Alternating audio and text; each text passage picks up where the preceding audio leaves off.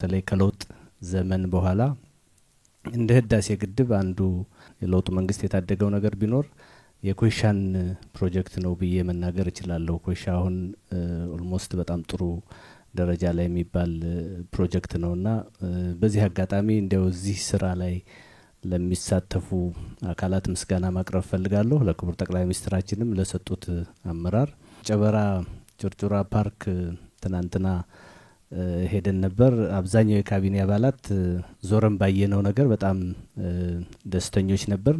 በእግራችንም ይሄድንባቸው አሉ እና መጎብኘት ያለበት መታየት ያለበት አካባቢ ነው። የራሱ ልዩ የሆነ ጸጋ ያለው ነው።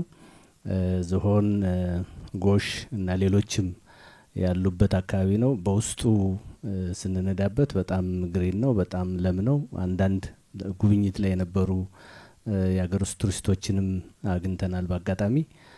እነዚህን አጠናክሮ መቀጠል እንግዲህ ይሄ የተሳሰረ ነገር ነው። ኮይሻ አለ፣ ሀላላ ኬላ አለ፣ ጨበራ ጩርጩራ አለ። እነዚህ አካባቢዎች በሙሉ ከአጠቃላይ ከኃይል ማመንጫው ከኮይሻ ፕሮጀክት ጋር ተሳስረው ቱሪዝሙን ማሳደግ የሚችሉ ጸጋዎች ናቸውና